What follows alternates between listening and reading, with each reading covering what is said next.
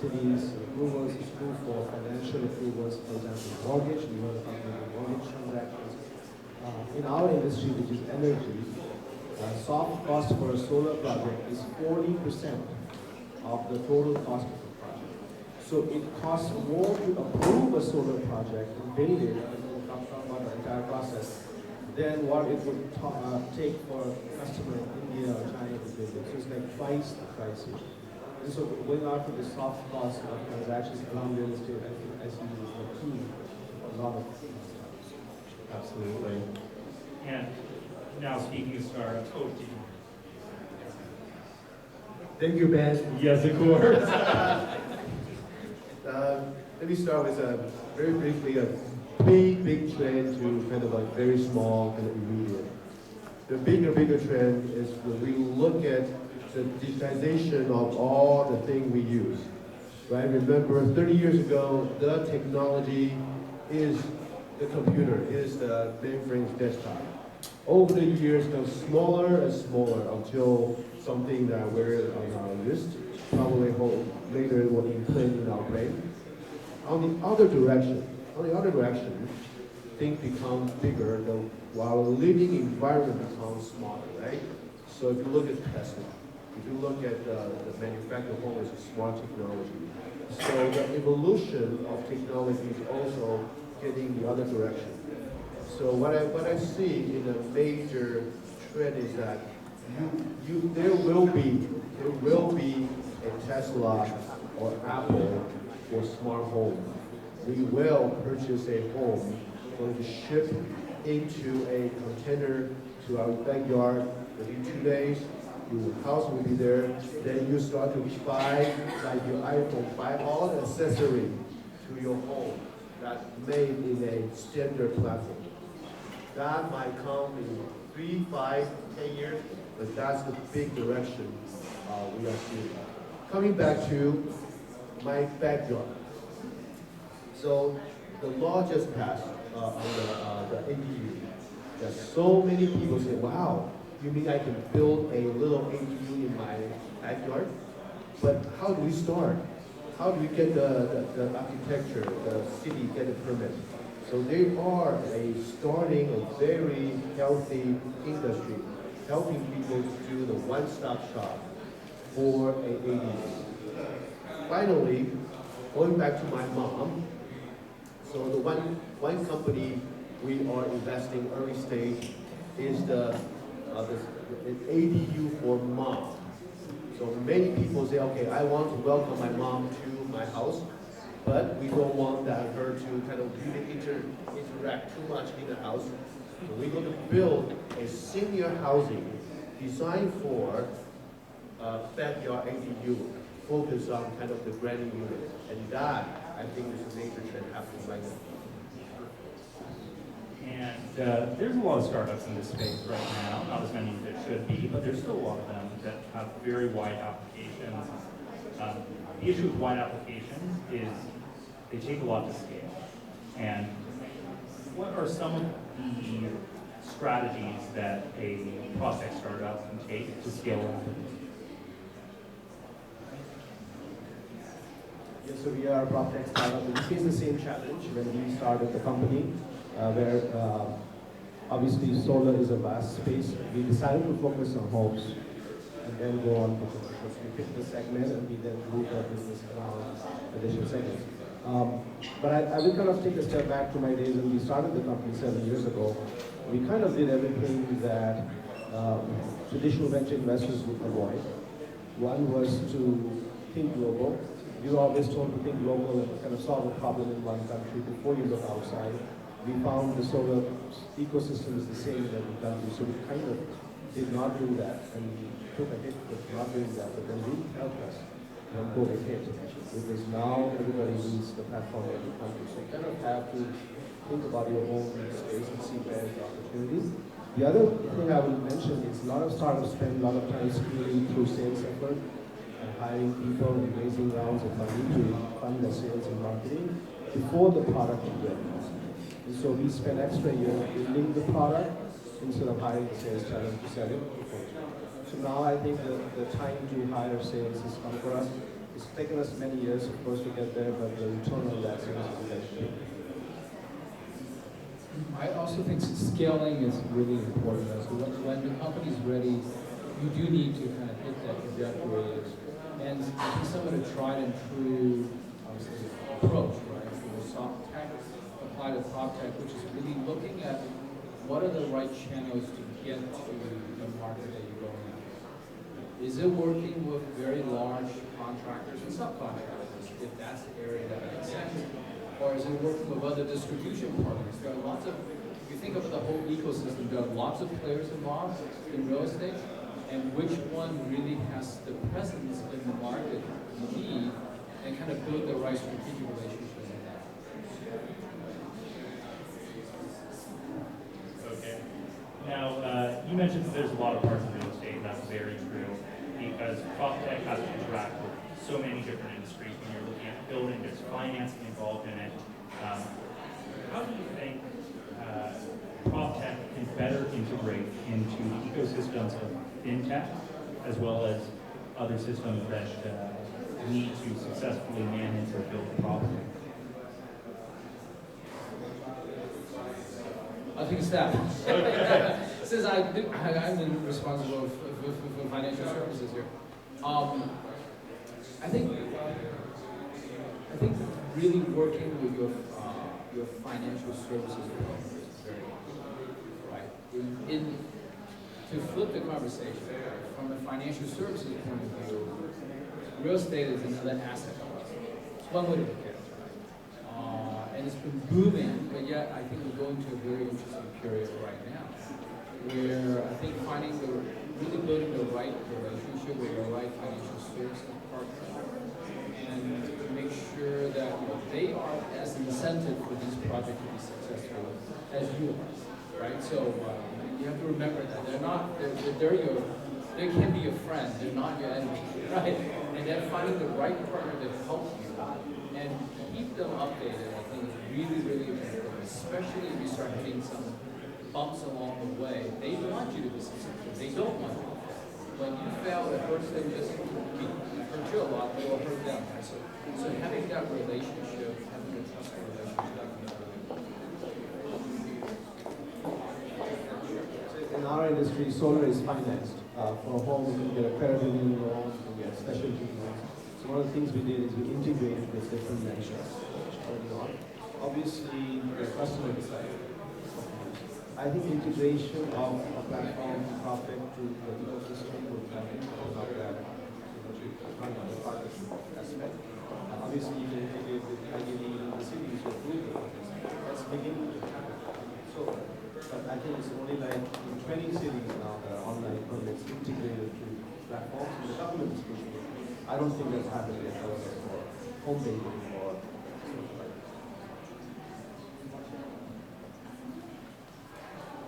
So one challenge, but also opportunity in the kind of APU space is that can you combine the APU process with the financing building, similar to the solar, right? If a owner can say, I want an APU, this will cost me $60,000, $70,000, but when I have the project, I already have the building, the mortgage, probably as a HELOC or the shorter term. So that space is wide open, so that anyone want to combine real estate with innovative financing, I think ADU is an interesting place to go. Our fund is a bit too small to do the financing. So, anyone? opportunities, right? And Eric, going back to your fund a little bit, technology has allowed us to find very specific solutions rather than addressing everyone as the same. We address things specific to people's needs. In your case, you were mentioning PropTech for the aging community. Can you go a little bit to why you're focusing on that and what some of the big trends there are? Boys and girls in the back, and we all going to face this issue, right? For me, for example, I'm facing the issue. My mom is thousands of miles away. I would love to know how she does every day. I would love to know if she run into any trouble. Currently, we have to hire quite a few people if she decides to age in place. So we don't hire 3 people full-time just to take care of her. So how do we come up with a technology and monitor her without breaking her privacy? As a son, I can help to monitor her. I think currently the smart home technology is there, but it's not designed well for senior, especially not designed well for senior with the kind of family member to be involved in that process. So coming back to the reason I'm particularly interested in property tech for senior is of course my love of real estate and also my background. Since only 4 months ago, I'm still a president of the University of East-West Medicine. Over those 4 years, there are quite a few kind of elderly, Silicon Valley people, some of them not that old, who say, okay, I am going to hopefully retire in my home. I want to make sure my home is safe, is secure. Also, I want my home to be able to, for me to connect with other people. One project we have not funded yet. One project is to have an interesting dinner table like that. So you put a high resolution camera and TV. So when you sit down having dinner, your son or your mom, they can interact with you very naturally. So I don't have to fly half of the world back to have a nice dinner with you. Okay. So that idea was popular in the online conferencing. But can we make it now in a home so we can naturally have that emotional connection with our loved ones over a table? So the genesis of that is the pain I feel. And I often tell my student when I was a computer science professor many years ago, what do you look for innovation? At that time, maybe 15 years ago, I said, talk to a 21-year-old. What is his or her problem? That's the problem you can solve. Now I think because of population, talk to a 60 years old. What problem will you see in 5 years? Solve that problem, and you might be very successful in your new venture. You might have asked a question. I think, Eric, you brought up a really interesting point about you wanting to make sure your mother is well taken care of, etc. Right? So I mean, in healthcare, for instance, right? It's really about the whole community around the patient, right? It's not the patient and the physician. It's the whole family that gets involved. And I see a lot of innovation in that area. You know, do you see innovation like in terms of in PropTech, especially for seniors, right? In terms of bringing really a whole community to help, you know, the senior age in a very, maybe in the manner in which he or she. I think that we are seeing the changing demographic. My mom, she is 85. She probably still have that VCR in her basement just doing 12. So that generation is need a high touch. We are fortunate to have the support. We do hire 3 people to take care of her. One 24-hour living, one is her kind of secretary, the other one take care of her during the weekend. That level of cost is just way out there. So we are facing another issue. Many of us, baby boomer is retiring, but the younger generation, especially in Europe, in China, the labor shortage will be quite severe. So we will not be able to hire someone coming to our home 3 hours, 6 hours per day to take care of it. So how do we do it? So one project we are doing, not directly related to PropTech, but somewhat related, is the shared economy of the local caretakers.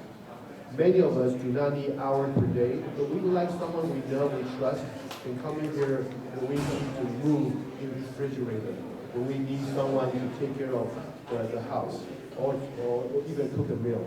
So I think the shared economy matching up with the senior care, that is, we already see a few of those.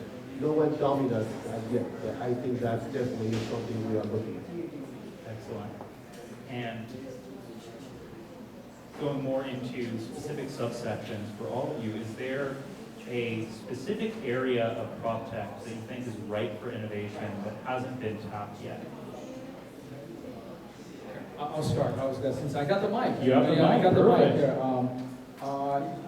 Absolutely. I think there's actually a number of really interesting areas, but one in particular I'm actually advising a couple of companies is really in robotics, right? Particularly in the construction. There's so many opportunities where robotics can make the environment safer, more cost efficient, and yet do it in a way that the construction community will embrace it, not resist it. That's really, really important. After all, they're all unionized, and they're not going anywhere. So it's about kind of how do you enable that they will embrace this to make, like I said, environment more efficient, safer, and in the end, it's all about cost, right? If you can help you reduce costs and achieve that, it's a very interesting.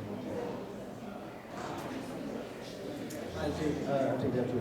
One big innovation we find is the convergence of mobility and the home energy space. So once the electric car is being charged by your home and your solar panels, you no longer go to a gas station, not just because you are charging your car, but you're also changing your living pattern. And so we see a big shift in how people will look at the cost of mobility and the cost of your home electricity is all one thing. We are seeing car companies getting into energy, because Tesla is not the only one. Ford is now, full trucks are charging your home. So that's a big shift in how people live. You also see home builders, I saw someone talk about it, now being forced to do solar on their homes. So they're also procuring energy systems as part of that.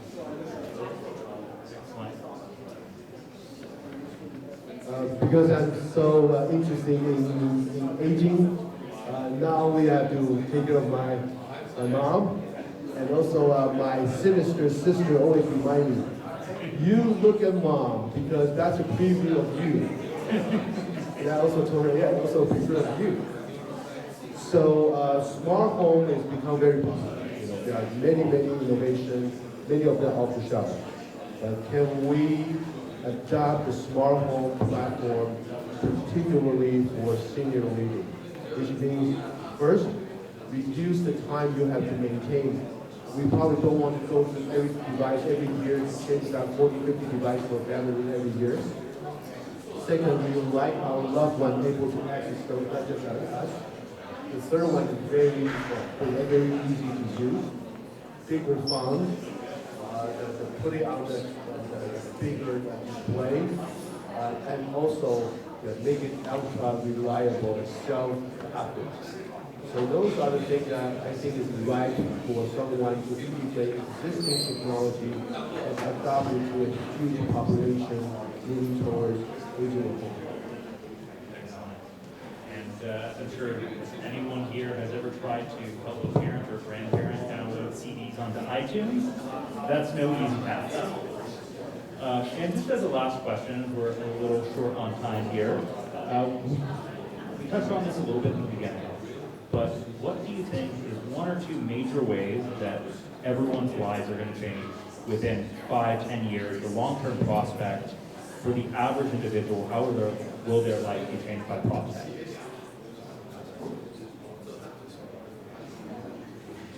Doesn't matter if you like it or not, we are going to stay home more. Even after COVID, we are going to stay home more. So make sure your home is safe, happy, productive. The PropTech is here to help us. Yeah, one thing I see is it's an interesting trend that is still emerging, which is if you think, especially for like shared communities, right, where if you think about the life cycle of the property, right, there are the builders who built it, they sell it, and then they run for the hills, right? And then everybody else just kind of deal with maintaining it and HOA. When you think about that, right? So there already I see some of the trends actually coming from China, where the builder thinks about the entire life cycle. They're there to stay, right? Where they're not only building the property, they're there to maintain it over time. They're there to maintain a community and making sure you're well taken care of. Right? If you think about it, it actually makes sense. it's amazing that there's not more innovation yet, but I think that could be a very interesting area. That a lot of technology and PropTech can enable that. That it's a business model, but and it can enable that to make it a really, really nice brand and very differentiated. I think enough has been said. I would like to echo the smart home. I think the smart building has been on for a long time. I think offices and commercial property are struggling to figure out their future. With the trend you mentioned, how do you get employees to work here? And what does that mean in terms of design for the next office? Obviously sharing the space for the cost of such business model change can't really go away. So that's a huge shift for commercial business. Well, excellent. Thank you so much. And we appreciate your time and your insights. This has certainly given us a lot to think about. And hopefully was able to keep a couple people's attention here. Looking at you in the back.